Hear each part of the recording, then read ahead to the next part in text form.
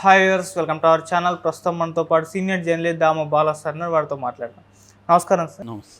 Sir, జేసీ ప్రభాకర్ రెడ్డి గారు మనకు తెలుసు, ఆయన జగన్ గారి పేరు చెప్తే చాలా అలా ఒంటి కాలు మీద లేసినట్లు లేస్తారు. అలాంటిది ఆయన విజయమ్మ గారిని కలవడం చర్చనీయాంశమైంది సార్. అసలు ఎందుకు కలిసారు, రాజకీయ పరంగా ఏదైనా అంశాల మీద డిస్కస్ చేయడానికి అని చెప్పేసి మీ ఒపీనియన్ ఏంటి సార్ వీటిపైన? యాక్చువల్గా మామూలుగా అయితే జేసీ ప్రభాకర్ రెడ్డి జగన్ ఎంత ఎనిమిసో మనకు తెలుసు. గతంలో జేసీ ప్రభాకర్ రెడ్డి జగన్ బూతులు తిట్టాడు, ఆ క్రమంలో వాళ్ళ అమ్మను కూడా తిట్టాడు. మామూలుగా బూతులు అంటేనే స్త్రీలను కించపరిచేవే మన బూతులు.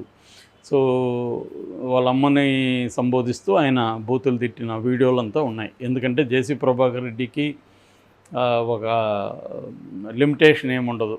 ఆయన మాటలు కానీ బూతులు లేకుండా ఆయన మాట్లాడలేడు, ఆయనకు అలవాటు అయిపోయింది. సో అట్లాగే తన కోపాన్ని ఎవరి మీద ఉన్నా కూడా దాచుకునే నేచర్ కూడా వాళ్ళకిద్దరికీ లేదు. జేసీ దివాకర్ రెడ్డి కంటే జేసీ ప్రభాకర్ రెడ్డి మోర్ మిలిటెంట్గా ఉంటాడు.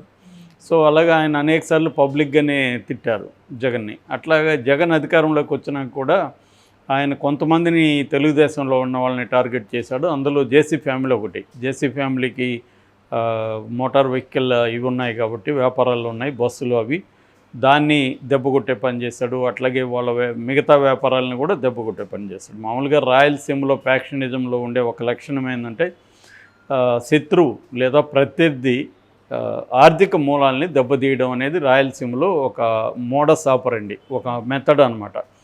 ఇది మావోయిస్టులు కూడా అక్కడ చేశారు. మావోయిస్టులు కూడా పట్టెల రవి లాంటి వాళ్ళ తోటలు నరికేయడం ఇవన్నీ కూడా చేసేవాళ్ళు. మావోయిస్టులకు కూడా ఫ్యాక్షనిస్టు లక్షణాలు ఉన్నాయని బాలగోపాల్ లాంటి వాళ్ళు కూడా విశ్లేషించారు. ఎందుకంటే అక్కడ పనిచేయాలంటే అటువంటి లక్షణాలు ఉండేవాళ్ళే యాక్టివ్గా ఉంటారనమాట. అది ప్రధానంగా ఫ్యాక్షన్ లక్షణాలలో అదొకటి. ప్రత్యర్థి ఆర్థిక మూలాలను దెబ్బతీయడం, వాళ్ళని బలహీనపరిచేయడం, లేదు ఇంకా ఇది చేస్తుంటే వాళ్ళ ప్రాణాలు కూడా తీయడం, ఇది జరుగుతుంది. సో అదే కల్చర్లో జగన్ కూడా ఏం చేస్తాడంటే చాలామంది తెలుగుదేశం నాయకుల ఆర్థిక మూలాల్ని, వాళ్ళ వ్యాపారాలని దెబ్బకొట్టే విధంగా చేశాడు. బలహీనపరిచేయడం వల్ల, అంటే సడన్గా ఒక 100 కోట్లు 200 కోట్లు లాస్ కలిగే విధంగా చేసి మంచి లూక్రేటివ్గా ఉన్న వ్యాపారాలని క్లోజ్ చేసిస్తే వాళ్ళు ఉక్కిరి అయిపోతారు. మామూలుగా ఉండదు, ఎవరికి వాళ్ళ ఐడియాలజీ ఏమి ఉండదు. అలాంటప్పుడు మన ఎందుకు తెలుగుదేశంలో ఉండి ఎన్ని ఇబ్బందులు పడాలి అనుకొని వాళ్ళు సరెండర్ అయిపోతారు. అట్లాగే తెలుగుదేశం వాళ్ళు కూడా ఇదే చేస్తారు. ఇప్పుడేమి జగన్ ఒక ఫ్యాక్షన్ లక్షణం కావచ్చు, కానీ ఇది ఇప్పుడు అన్ని రాజకీయ పార్టీలు కూడా అధికారంలో ఉన్నప్పుడు ప్రత్యర్థుల ఆర్థిక మూలాలను దెబ్బతీయడం అనేది అన్ని రాజకీయ పార్టీలు ఎంతో కొంత చేస్తున్నారు. జగన్ దాన్ని ఆర్గనైజ్డ్గా చేశాడు. సో ఎందుకంటే తనకి ఆ బ్యాక్గ్రౌండ్ కూడా ఉంది కాబట్టి. సో ఆ విధంగా వీళ్ళని కూడా ఇబ్బంది పెట్టాడు. జేసీ దివాకర్ రెడ్డి, ప్రభాకర్ రెడ్డిల వ్యాపారాలను దెబ్బతీసి వాళ్ళని అనేక రకాలుగా ఇబ్బంది పెట్టాడు. అయితే వాళ్ళు జేసీ దివాకర్ రెడ్డికి ఆరోగ్యం అంత బాగాలేదు, ఏజ్ రిలేటెడ్ హెల్త్ ఇష్యూస్ ఉన్నాయి. కానీ ప్రభాకర్ రెడ్డి మాత్రం కొట్లాడుతున్నాడు గట్టిగానే. జైలుకి వెళ్ళి వచ్చాడు, తన కొడుకు జైలుకి వెళ్ళాడు, ఇద్దరు కలిసి జైలుకి వెళ్ళి వచ్చారు. అయినా కూడా ఆయన ఎక్కడ సరెండర్ అయినట్టు అయితే కనిపించలేదు. ఆయన ఫైట్ చేసుకుంటూనే ఉన్నాడు.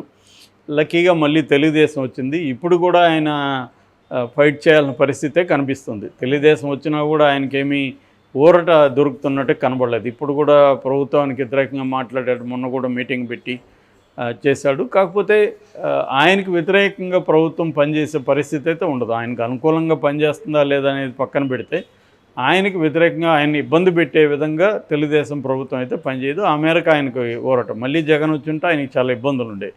అప్పటికి కూడా ఆయన మున్సిపల్ చైర్మన్గా గెలిచాడు. సో ఏదేమైనా తాడిపత్రిలో ఆయన ముద్ర అనేది ఖచ్చితంగా ఉంది. ఇటువంటి నేపథ్యంలో నిన్న సడన్గా విజయమ్మతో కూడా ఆయన ఒక సోఫాలో కూర్చొని మాట్లాడుతున్నారు. విజయమ్మ చేతిలో టీ కప్ ఉంది. సో అది చూసి అందరూ షాక్ అయ్యారు. ఇదేంటి బద్ధ శత్రువులు వీళ్ళిద్దరూ కలవడం ఏంటి అని. సో దాని మీద రకరకాల ఊహాగానాలు బయలుదేరాయి. ఈమె జగన్ తరపున ఏమన్నా రాయబారానికి వచ్చిందా, లేదా షర్మిల తరపున వచ్చిందా? ఎందుకంటే ఆమె ఇద్దరు పిల్లలతో తనకి కొడుకు కూతురు ఇద్దరు ఇంపార్టెంట్ అన్నట్టుగా ఆమె ఇద్దరు ప్రోగ్రామ్స్కి రావడం, ప్రేయర్ చేయడం అవన్నీ చేస్తుంది. ఇబ్బందులు ఉన్నప్పుడు ఆమె ఎస్కేప్ కూడా అవుతుంది, ఇద్దరి మధ్య తలదోర్చకుండా. ఎందుకంటే ఎవరికి చెప్పలేని పరిస్థితి. ఎవరి లైఫ్ వాళ్ళది. ఇద్దరు ప్రతిపక్షంగా ఒక ఎనిమీస్ లాగా మోహరించారు. ఇటువంటి దాంట్లో ఆమె ఉన్నంతలో నేనేం చేయలేనన్న దీనికి వెళ్ళిపోయింది. కానీ ఆమె అవసరమైనప్పుడు వాళ్ళిద్దరూ సహాయం ఏదైనా అడిగితే తన వల్ల అయితే అది చేయను అని చెప్పే పరిస్థితిలో కూడా ఆమెకు లేదు. అందుకని షర్మిలను గెలిపించమని అమెరికా నుంచి ఒక వీడియో రిలీజ్ చేసింది. అది జగన్కి కూడా వ్యతిరేకంగా పనిచేసింది. తెలుగుదేశం వాళ్ళు కూడా దాన్ని ఉపయోగించుకున్నారు. జగన్ని ఓడించమని ఆమె చెప్పినట్టుగా దాన్ని క్రియేట్ చేశారు. నిజానికి ఆమె జగన్ ఓడించమని చెప్పలేదు, తన కూతుర్ని కడప నుంచి మాత్రం గెలిపించమని మాత్రమే చెప్పింది.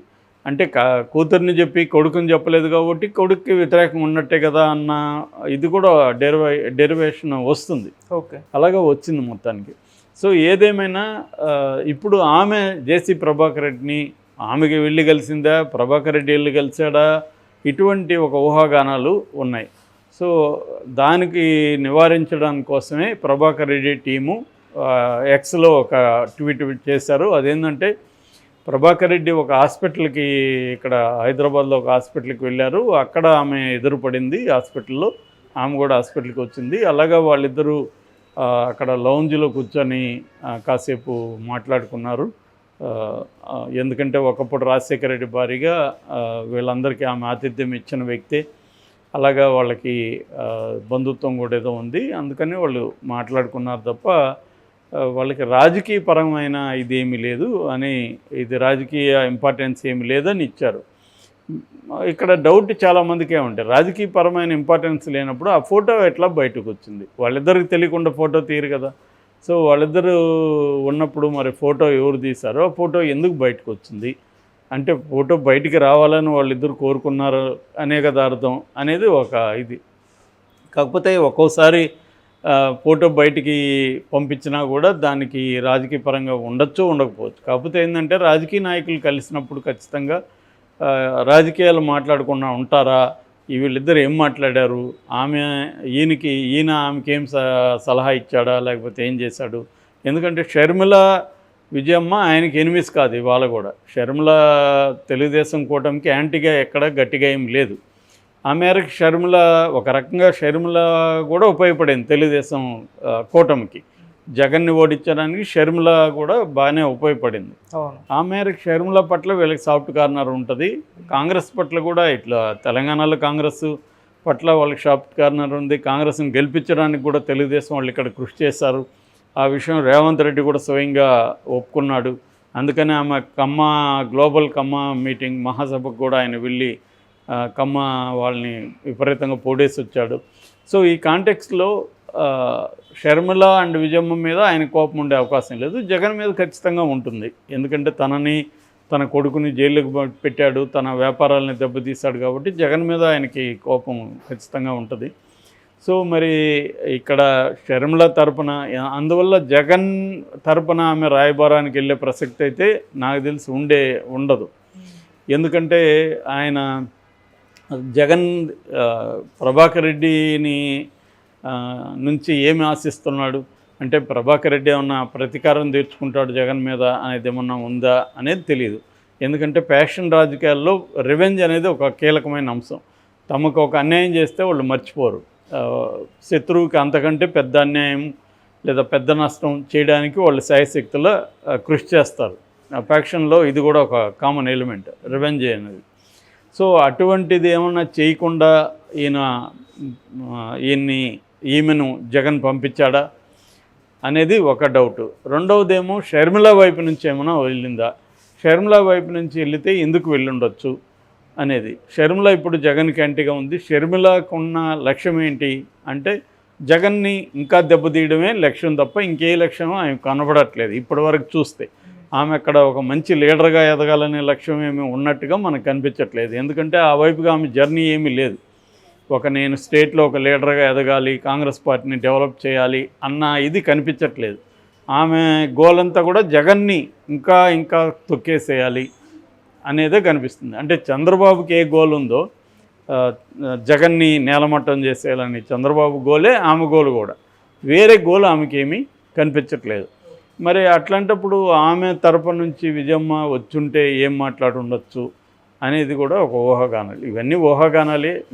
వాళ్ళన్నట్టు నిజంగానే వాళ్ళు క్యాజువల్గా కలిసి ఉండొచ్చు, లేదు ప్లాన్డ్గా కూడా కలిసి ఉండొచ్చు. అంటే ఈ కోఇన్సిడెన్స్ అనేది కొద్దిగా ఆశ్చర్యం. ఇద్దరు